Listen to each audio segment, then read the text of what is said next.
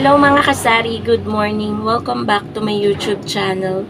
So, last night, bago kami kumain ni partner, napag-isipan kong mamili, kaya umalis kami. Namili kami guys sa Jim's Grocery. At ayun lahat yung mga napamili namin. Kung napanood niyo yung clip, yung una dito sa vlog natin, sa intro natin. So, yun lahat yung mga napamili. Isang transparent na plastic na pinaglalagyan ng chichirya at 3 eco bag. Sa Jim's lahat yun namin guys, worth 2,000 plus yung napamili namin kagabi. And napag-isipan ko kasi yung mga ibang items kasi kailangan ngayong umaga, may mga naghahanap na ubos na kahapon pa, kaya sabi ko kay partner, sabi niya kasi ngayon na lang mamili, ngayong umaga pagkagising. Sabi ko hindi pwede kasi sa umaga may maghahanap ng mga items na yon, kaya hindi pwedeng ipagpabukas. Kaya ayun guys, bago kami kumain at nakapagsara na rin ako ng tindahan, dali-dali kami pumunta sa Jim's Grocery para mamili ng mga items na to. So ay guys, i-haul ko sa inyo pero hindi ko na i-share yung presyo and then i-display ko na agad kasi baka may maghanap na mga biskwit, ganyan, ubos na yung mga nakasabit natin.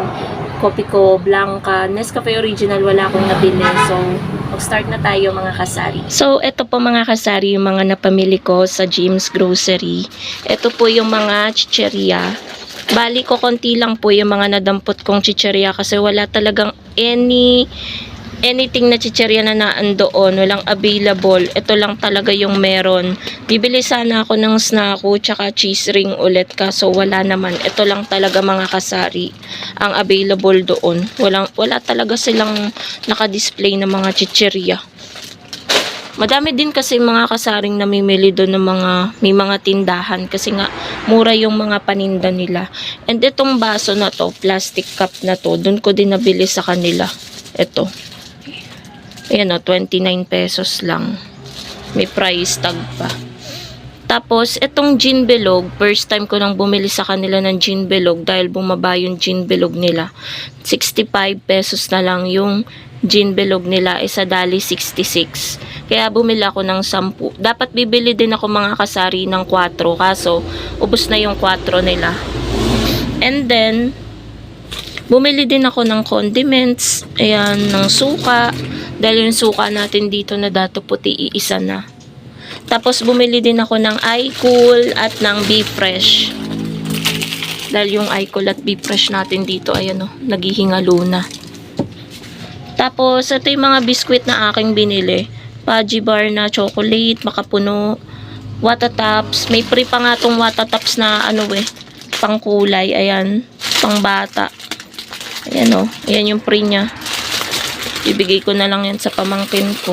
And then cream, ayan. Tapos dato puti patis, ayan, bumili din ako. So yan, dito na tayo sa pinakahuling eco bag. Hindi nawawala guys pag mamimili ako na magdala ako ng eco bag. Kasi kailangan talaga magdala ng eco bag kasi bibili ka na naman magkano ang eco bag. Ay, oh my god. Hindi ko kasi din-display mga kasari. Ayan o. Tingnan nyo. May nagbutas. May gulay. Diba? Lugi agad. May nagbutas na mabait. Iniwan ko lang kasi dito sa upuan. Ubus na kasi yung pang spray ko guys. Ay nako, nakakalungkot. Nabutasan agad tayo. Di pa nga natin na-display. Yan. Kalamansi, chilimansi, tsaka extra hot na pansit canton. Tapos, ito sa ilalim yung Swakber brand, Kopiko Blanca. Sana naman di nabutas yung gata sa ilalim. And then, San Marino. Kuha din ako ng mga Saba Mackerel. So, yan lang guys, yung mga grocery natin. And, i-display ko na to mga kasari. Ayan, makikita nyo kung paano ako mag-display.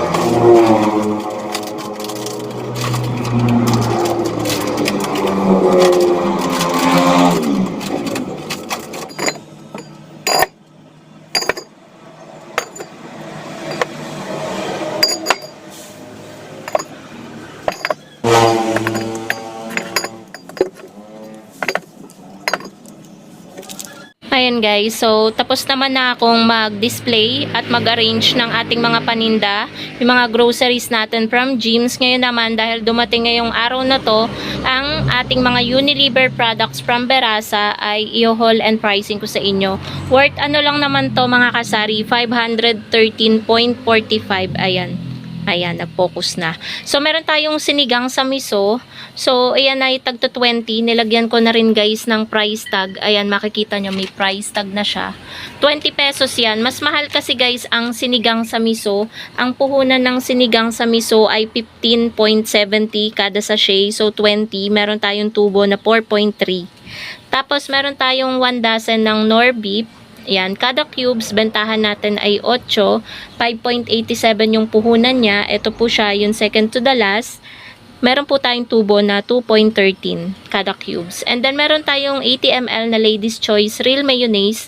38 yung bentahan natin. Ayan po, may price tag din po siya. Nilagyan ko na rin para diretso display na tayo later.